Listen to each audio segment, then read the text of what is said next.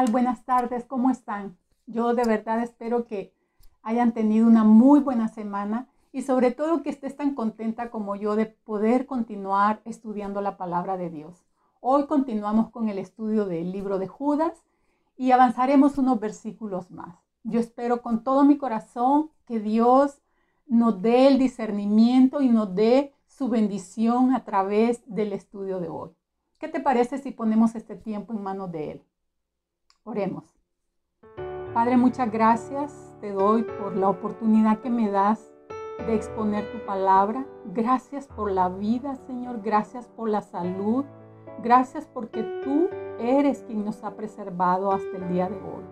Tú eres quien ha dispuesto, Señor, nuestros corazones para que podamos seguir aprendiendo de tu palabra, Dios.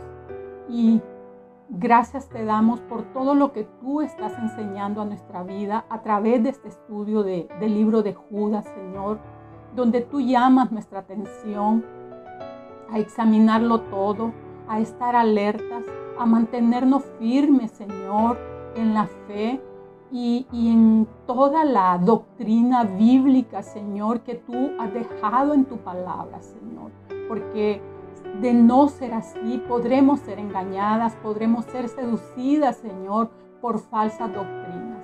Gracias te damos por abrir nuestros ojos, Señor, y te pedimos que tú bendigas la porción que hoy vamos a estudiar y que tú dispongas nuestro corazón, Señor, para poder no tan solo aprender, sino poner en práctica lo que vamos a aprender. Te damos gracias, Señor, por este tiempo y lo ponemos delante de ti. En el nombre de Jesús, amén. Pues seguimos adelante con unos versículos más y pues todo lo que hemos aprendido y lo que seguiremos viendo hasta estos versículos que avanzaremos hoy es que Judas se ha levantado de una manera determinada a denunciar y a exponer a estos apóstatas, porque ellos ya hacía tiempo quizás habían renunciado a seguir la fe, habían dejado a Jesús por un lado y no tan solo habían dejado la fe, sino que Jesucristo, el que había muerto por sus pecados, ya no era el Señor de sus vidas. Ellos hacían y vivían como mejor les parecía. Y no solo se conformaron con eso, sino que se metieron en la iglesia y querían seducir a los demás creyentes que le siguieran en este tipo de conductas. Y entonces Judas le llama a la iglesia, le dice, no, por favor, contiendan ardientemente contra esos falsos maestros. Y empieza a exponer todas las características de estos hombres para que la iglesia no sea engañada, no sea seducida y pueda mantenerse firme. Pablo lo dice de otra manera en 2 de Timoteo 4, del 3 al 4. Acompáñame a leer. Dice, llegará el tiempo en que la gente no escuchará más la sólida y sana enseñanza. Seguirán sus propios deseos y buscarán maestros que les digan lo que sus oídos se mueren por oír. Rechazarán la verdad e irán tras los mitos. El mensaje de Judas era que la iglesia se mantuviera firme en la enseñanza que ellos habían recibido. Pablo dice que a través de esta escritura que vendrá el tiempo donde la gente ya no querrá escuchar la verdad, sino solo aquellas cosas que sus oídos quieren escuchar. Y eso es triste, pero es la realidad. Ha sido y será, yo creo, por el curso de la iglesia, de los tiempos, la tentación para el creyente. Al creyente le es difícil mantenerse firme en aquellas verdades que Dios ha pedido que sigamos firmes. Y para muestra, fui un poquito a ver acerca de las falsas doctrinas y me encuentro que, con un sinfín, pero me encuentro que en los tiempos de la iglesia primitiva, el gnosticismo invadió de una manera fuerte a la iglesia y ganó muchos adeptos. Tiempo más enfrente, veo que no tan solo ellos avanzaron y se aprovecharon, sino que se levantaron otros falsos maestros. Por ejemplo, en el siglo II se levanta un hombre que se llama Montano. Este hombre empieza a predicar y a levantar una secta con una herejía que decía que había empezado una nueva era del Espíritu Santo. Era como un nuevo Pentecostés. Y todo consistía en tener todo un culto hacia el Espíritu Santo, pero con un sensacionalismo y un deseo místico. De hecho, ellos pues les encantaba profetizar y habían dos mujeres que eran muy cercanas a él y que le ayudaban en su secta. Una se llamaba Prisca o Priscila y la otra se llamaba Maximila. Y estas un día profetizaron a la iglesia y a sus seguidores que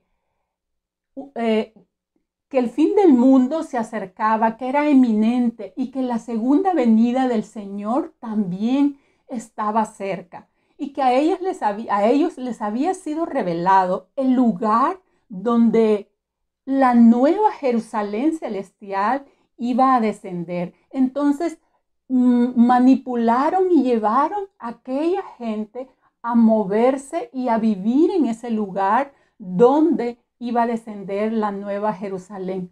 Dime tú, ¿cuándo Dios ha revelado ese tipo de cosas en la Biblia? Los discípulos le preguntaron, ¿cuándo es que tú vas a venir? Y si tú vas a Mateo, hay muchas respuestas que Jesús le dio y una de las respuestas que él le dio a sus discípulos es que el día y la hora nadie la sabe, sino solo el Padre. Entonces, ¿cómo estas personas se atrevían a decir el lugar donde iba a ser descendida la nueva Jerusalén? Y entonces ellos motivaban a las personas a vivir todo tipo de sacrificio y ese deseo incluso de querer ser martirizados por causa de lo que ellos creían, porque de esa manera ellos se sentían más espirituales y más fieles a su falsa doctrina. Falsa para nosotros, para ellos era verdadero, ¿no? Entonces nos damos cuenta que la iglesia ha sido socavada, ha sido atacada una y otra vez. Vemos también más enfrente, vemos en el siglo IV, surge Arrio. ¿Qué enseñaba este hombre? Este hombre enseñaba que Jesús no había existido desde el principio, que Jesús había sido un ser creado. Por lo tanto, no tenía la deidad o la divinidad de Dios. Dime si no se te hace parecido a falsas doctrinas que todavía nosotros batallamos con ellas en este tiempo. Estos falsos maestros que te acabo de mencionar no fueron los únicos. Si tú te das a la tarea de buscar, de verdad te encontrarás y te sorprenderás la cantidad de falsas doctrinas que han querido atacar a la iglesia, distraerla del propósito por el cual Dios nos ha establecido. Y estas falsas doctrinas, pues aprovecharon mucho su tiempo e hicieron muchos adeptos en su momento. La verdad es que si nos ponemos a pensar y ver cómo las falsas doctrinas han atacado a la iglesia y han podido avanzar, pudiera ser abrumador, pudiera ser hasta un tanto frustrante y triste el ver cómo falsos profetas avanzan quitados de la pena como si nada fuera a suceder. Y yo creo que si nosotros nos podemos sentir así, que vivimos en una situación nada parecida a lo que vivió la primera iglesia, que era una situación verdaderamente hostil, Imagínate ver todo ese avance y toda esa presión de la falsa doctrina cuando eres perseguido, cuando eres verdaderamente atacado. En este caso, la iglesia a la que se estaba dirigiendo Judas estaba siendo muy presionada por el imperio romano y perseguida. Muchos de ellos incluso morían. Y yo creo, a mi parecer, pienso que es muy posible que los lectores, nuestros hermanos a quienes se dirigía Judas, se estuvieran haciendo preguntas como las que yo acabo de mencionar. ¿Cómo es posible que estas personas avancen y se metan tanto en la iglesia? ¿Cómo es posible que la iglesia de Cristo sea tan atacada? ¿Cómo es posible? Y entonces ahí viene Judas, un hombre con un entendimiento espiritual, entendiendo la soberanía de Dios. Habla en los versículos 14 y 15, les trae un mensaje. ¿Qué dice ese mensaje? Lo voy a resumir. Dice, él afirma a través de una profecía de Enoc que el día del juicio vendrá y que todos los incrédulos, incluyendo los falsos profetas, serían juzgados. Así que te invito a que por favor leamos el versículo 14 y el versículo 15 de Judas. Enoc, quien vivió en la 7ª generación después de Adán, profetizó acerca de estas personas. Dijo, escuchen, el Señor viene con incontables millares de sus santos. El 15, para ejecutar juicio sobre la gente que de este mundo declarará culpable a los seres humanos por todos los actos perversos que cada uno haya hecho y a los pecadores rebeldes por todos los insultos que hayan dicho contra él. Es interesante observar cómo nuestro autor acude a una profecía hecha por el patriarca Enoc y que se me hace interesante y es por eso lo estoy observando, porque el libro de Enoc no está dentro de la Biblia, o sea, no había sido considerado un libro canónico como para estar dentro del Antiguo Testamento. ¿Y por qué será que Judas menciona esta profecía, teniendo otras escrituras como Zacarías 14, del 4 al 5, Zacarías 12 y 10, otras escrituras del Antiguo Testamento que hablan acerca de la segunda venida de Cristo? Yo quisiera darte dos posibles razones por las cuales Judas usó la profecía de Enoc. Y la primera es que al parecer en ese tiempo este libro era muy apreciado para los judíos y muchos tenían el conocimiento de estas profecías de este hombre. De manera que para los lectores de ese tiempo sería muy fácil reconocer esta profecía del juicio de Cristo.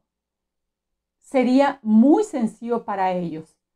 También la segunda razón que pudiera ser es que estos falsos profetas también tuvieran conocimiento de esta literatura mística que existía en sus tiempos y que ellos la usaran para fines dañinos. Y entonces Judas aprovecha su propio conocimiento de la literatura que ellos usaban y conocían para decirles que en su propia literatura y anunciarles que vendría un juicio, un terrible juicio sobre ellos. ¿Te das cuenta?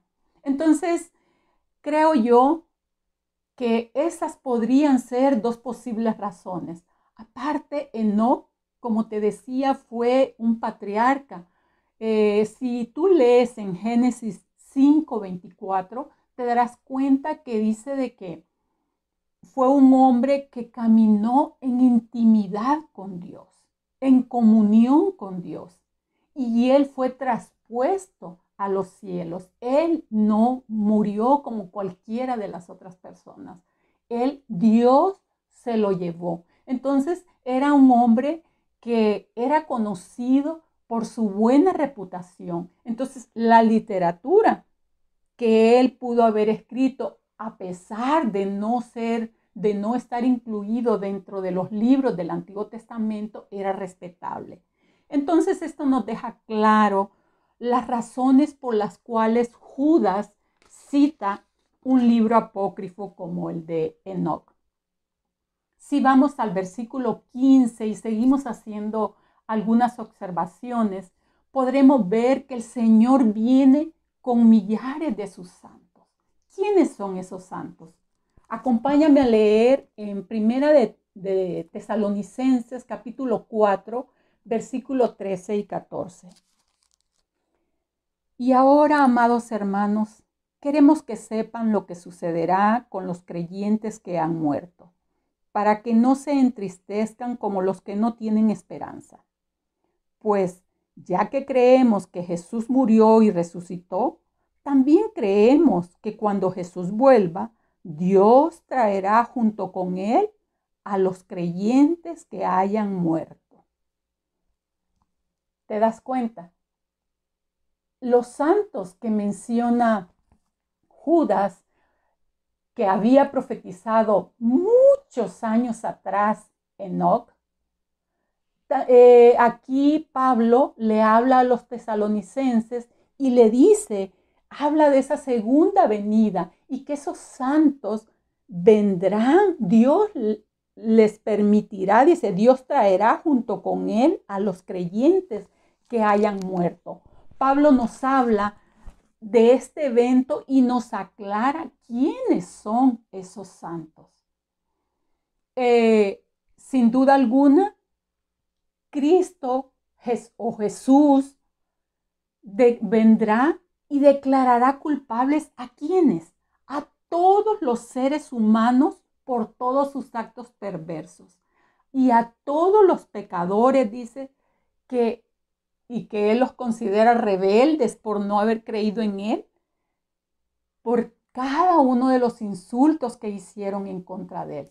Entonces, el versículo 15 nos dice de una manera clara y explícita que nadie quedará excluido de este juicio, que nadie podrá esconderse del juez universal y supremo que es Dios, que Él conoce todas las obras que cada uno de nosotros hizo. También Pablo consoló a aquellos creyentes que sufrían a causa de las persecuciones. Yo te comentaba que la iglesia ha sido socavada, no solo por esta iglesia a la que se está refiriendo Judas. La iglesia ha sido víctima o ha sido atacada por falsas doctrinas y ha pasado por tribulaciones sumamente difíciles desde que inició. Recordemos qué fue lo que hizo expandir a la iglesia, fue la persecución. Y mira lo que dice segunda de Tesalonicenses, capítulo 1, versículos 6 al 8. Segunda de Tesalonicenses. Ok.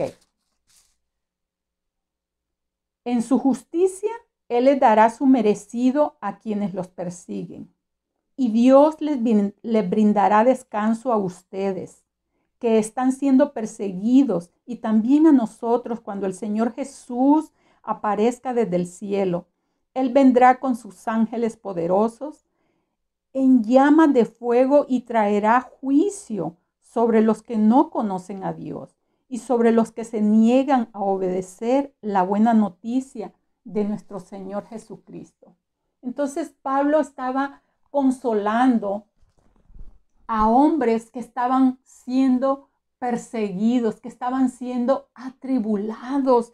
Él les dice que Dios en su justicia le dará su merecido a quienes los persiguen ahora. Es prácticamente es el mismo mensaje que Judas está trayendo a la iglesia. Esto no se quedará así. Dios no lo pasará por alto. Jesús mismo en Mateo 13, capítulo 13, versículo 40 al 42, también Jesús menciona este juicio. Te invito a que tú en tu estudio personal puedas ir y revisar esta cita. El juicio del que está hablando Judas será un juicio contra toda impiedad. La impiedad, ¿qué es la impiedad? La impiedad consiste en vivir sin Dios o vivir como si Dios no existiera. El incrédulo dice en su corazón que no hay Dios y por lo tanto se han corrompido y hacen acciones malas, dice el Salmo 14:1. El malo por la altivez no busca a Dios. Dios no existe en ninguno de sus pensamientos, dice el Salmo 10:4. Esto nos dice que el incrédulo cree que solo hay un Dios de amor, que al final Dios perdonará sus fechorías, que Dios, como es un Dios de amor, lo perdonará.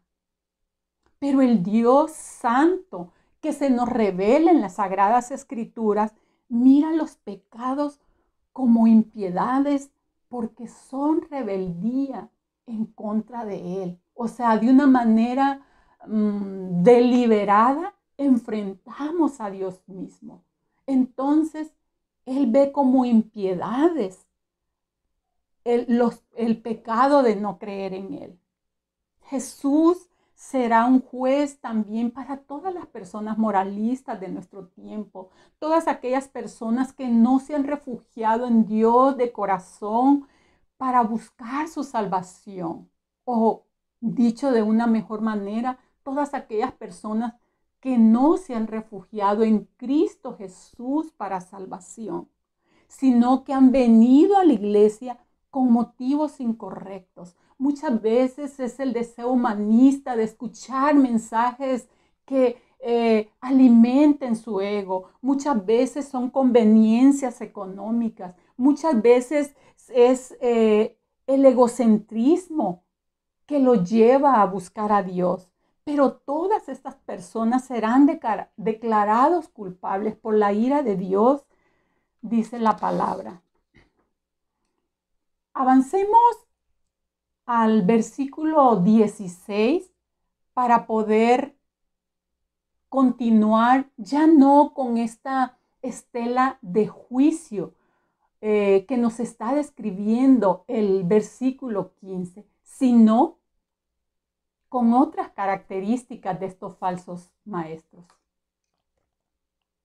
Estos individuos son rezongones, se quejan de todo y viven solo para satisfacer sus deseos.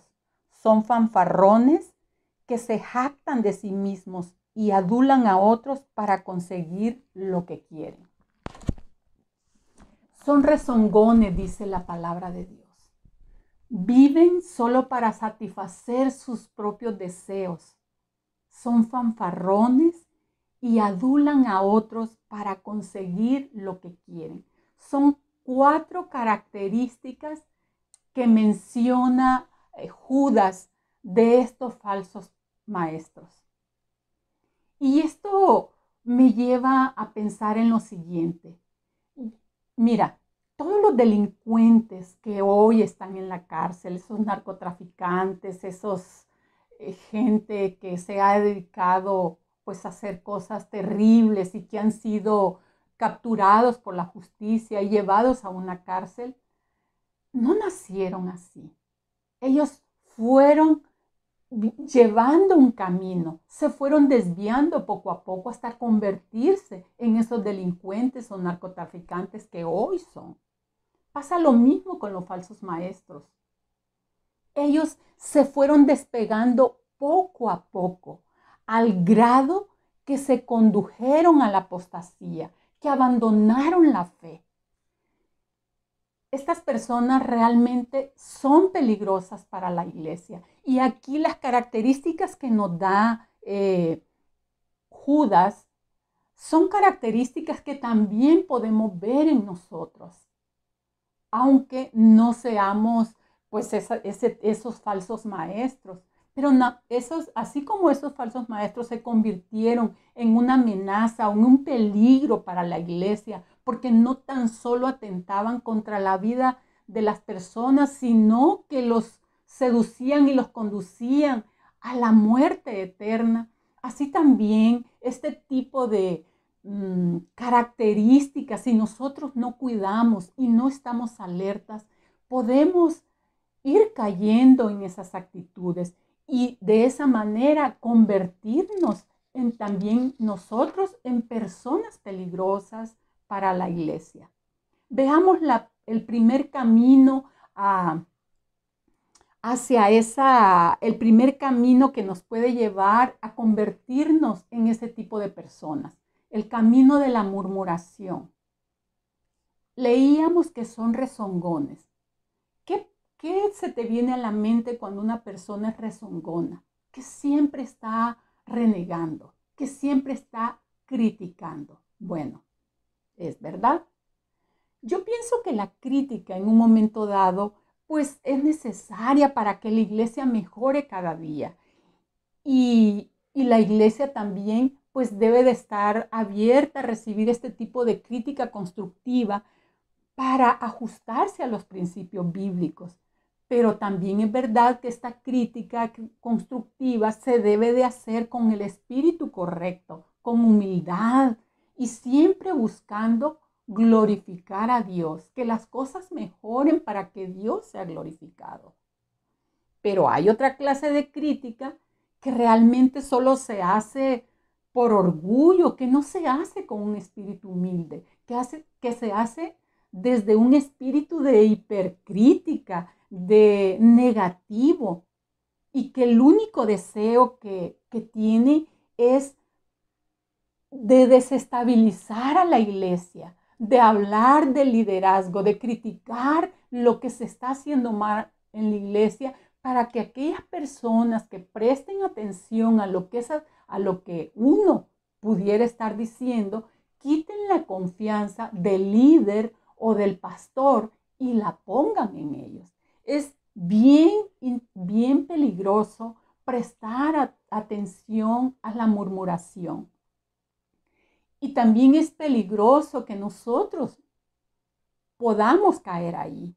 Porque cuando nos volvemos murmuradores, criticones y quejumbrosos, entonces nuestro corazón se va endureciendo, se va poniendo duro, se va poniendo insensible y estará dispuesto para luego criticar no tan solo al liderazgo, sino también quejarse o cuestionarse de los mandamientos que ordena la palabra de Dios. Es por eso que muchos abusan de la gracia. Es por eso que muchos viven como ellos creen vivir, porque su corazón se ha endurecido y ahora cuestionan no tan solo la enseñanza que reciben, sino aquellos mandamientos que Dios ha ordenado en su palabra. El segundo camino que nos puede conducir en una persona peligrosa es el amor propio, porque el amor propio es igual a egolatría. Estas personas que son quejumbrosas, que están insatisfechas con la doctrina y el ministerio de la iglesia, ellos siempre van a estar así. ¿Saben por qué? Porque ellos siempre van a ir en contra de todo, porque ellos quieren ser el centro de atención. Se quejan de todo y especialmente cuando la enseñanza los confronta con su pecado.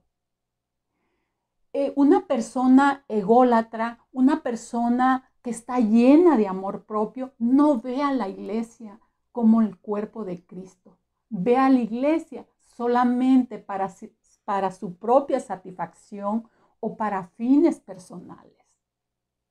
El tercer camino que nos puede convertir en personas peligrosas para la iglesia es el camino de la presunción o la arrogancia.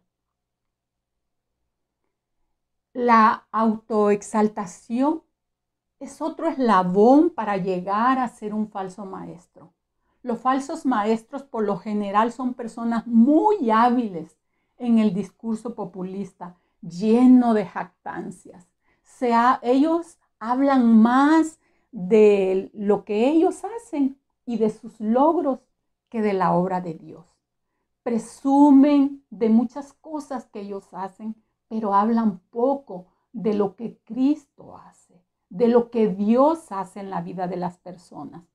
Alardean incluso de títulos nobiliarios que se usan en el ambiente cristiano, como el apóstol, como el ungido de Dios.